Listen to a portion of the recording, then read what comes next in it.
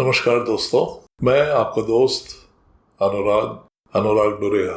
आज एक बहुत ही इंटरेस्टिंग टॉपिक पे बात करने जा रहे हैं हम लोग। मैं हर वीडियो में बार बार लोगों की गलतियों की बात करता हूँ। मेरे मेन लेक्चर का भी एक बहुत बड़ा हिस्सा लोगों की कॉमन गलतियों को कवर करता है। अपने इतने लंबे बैंकिंग और फाइनेंस के कार्यकाल में मैं बहुत से लोगों से मिला और उनकी गलतियों को मैंने देखा और उनका संकलन किया। ये जो मेरी लिस्ट है गलतियों की, ये उन्हीं सब संकलन का निचोड़ है। वो गलतियां जो लोग जाने अनजाने में करते हैं।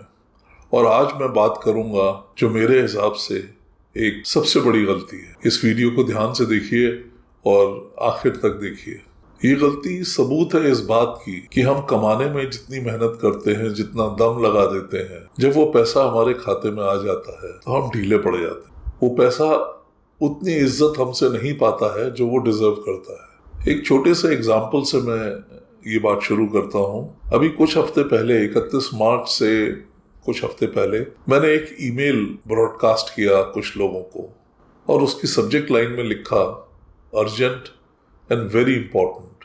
मामला वाकई अर्जेंट भी था और इम्पोर्टेंट भी था क्योंकि वो इनकम टैक्स डिपार्टमेंट की तरफ से बताया गया था और 31 मार्च उसकी लास्ट डेट थी।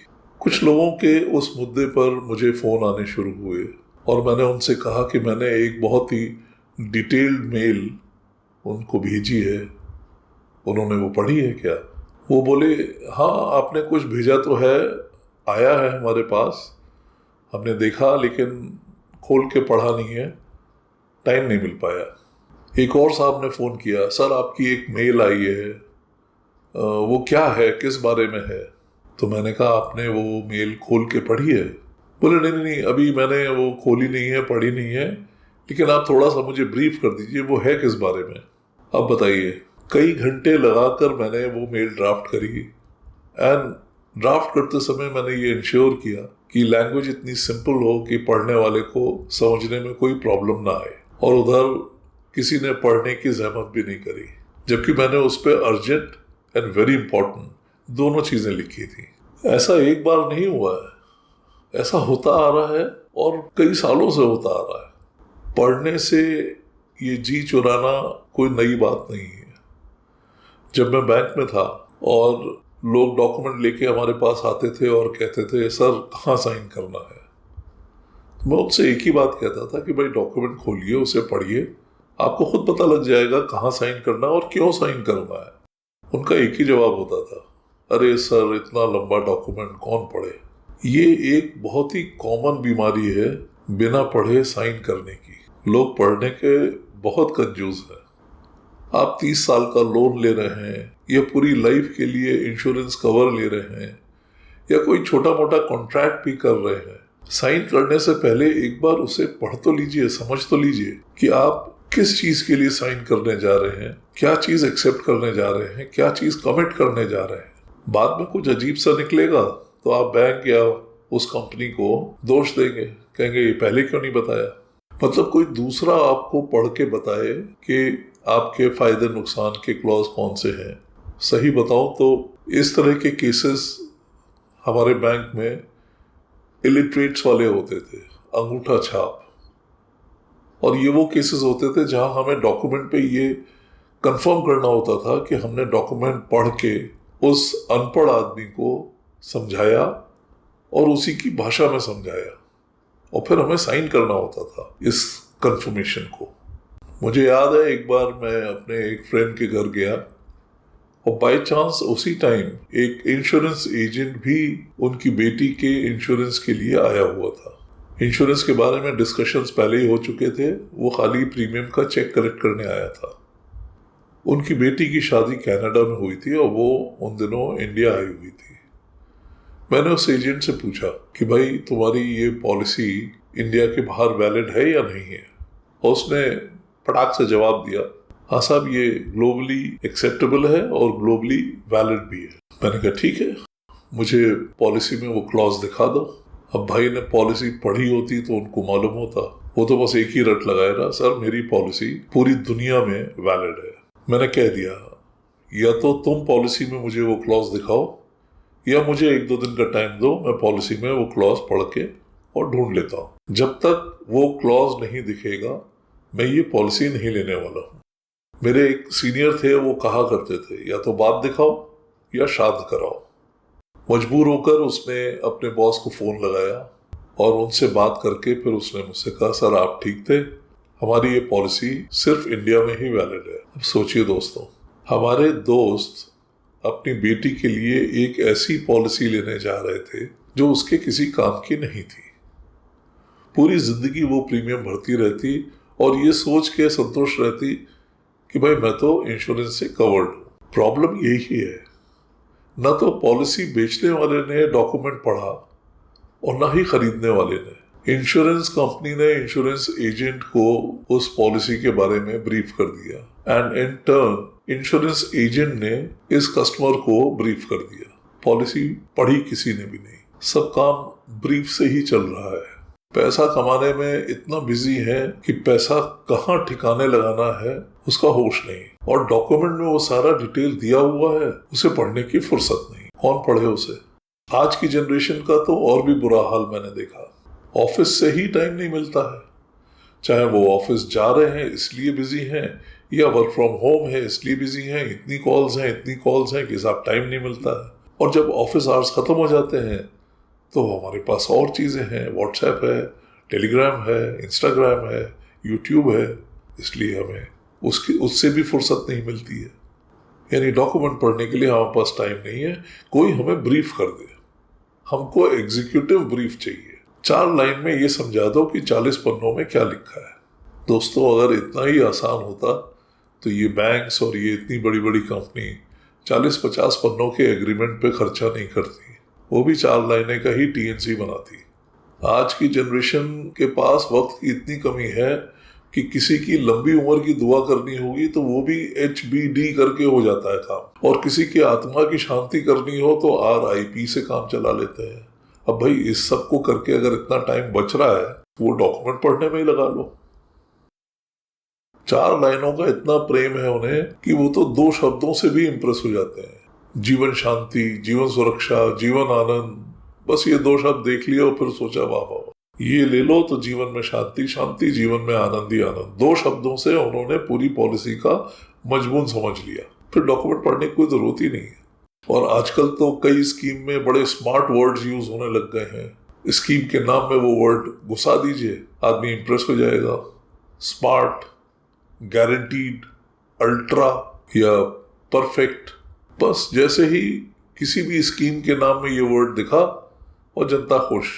सब्जी वाला लाख चिल्लाता रहे कि आ जाओ बाबूजी टमाटर ताज़ा है। ताज़ा वो बहुत दम लगा के बोलता है, लेकिन बाबूजी उसके ताज़ा वर्ड पे भरोसा नहीं करते हैं। वो एक एक टमाटर चारों तरफ से घुमा के और फिर तराजू में रखते हैं, देख लेते हैं कहीं से कच्चा तो नहीं, कहीं से सड़ तो नहीं गया, खराब तो नहीं है। 2 किलो टमाटर पे आप इतना टाइम खर्च कर लेते हो, और जहां लाखों करोड़ों का मामला है, आपके फाइनेंशियल फ्यूचर के बारे में बात हो रही है, वहां आपके पास पढ़ने के लिए टाइम नहीं है। दोस्तों, भगवान ने सबको 24 घंटे ही दिए हैं, किसी को 25 घंटे नहीं दिए हैं। उन्हीं 24 घंटे में हमें मैनेज करना है, और लोग करते हैं। ये आपके ऊपर है कि आप उस 24 घंटे में किन किन चीजों को प्रायोरिटाइज कर रहे हैं। समय की कमी आपकी प्रॉब्लम नहीं है। आपकी प्रॉब्लम यह है कि आप उन 24 घंटों में अपने फाइनेंशियल मैटर्स को प्रायोरिटी दे ही नहीं रहे हैं, उसके लिए जगह ही नहीं छोड़ रहे हैं।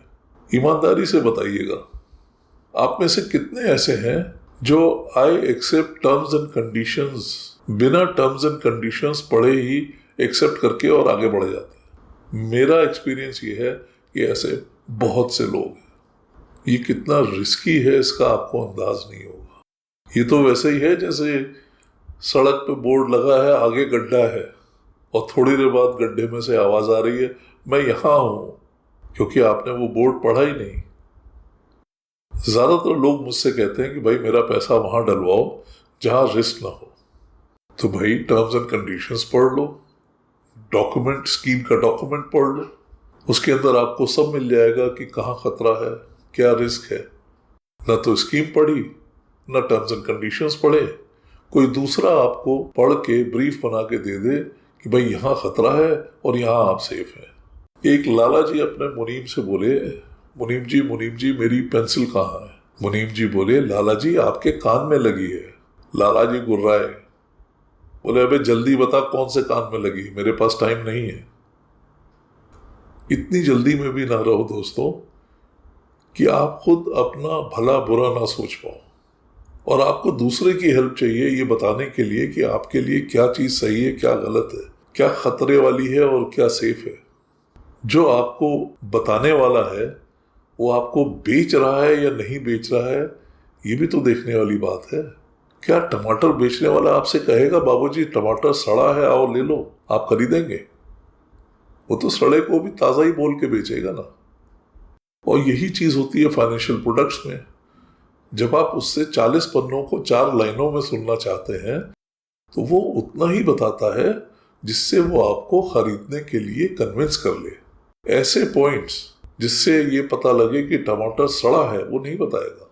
मेरे एक दोस्त डॉक्टर दंपति हैं, खुद का हॉस्पिटल है, खूब कमाते हैं और कमाने में बहुत ज्यादा बिजी हैं। तो जो कमा के आ गया उसको संभालने की, उसकी देखरेख की उनके पास फुर्सत ही नहीं है।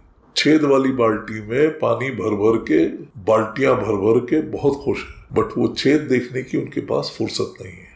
सो कॉल्ड एडवाइजर्स जो आके उन्हें बता देते थे वो वहीं पैसा डाल देते थे।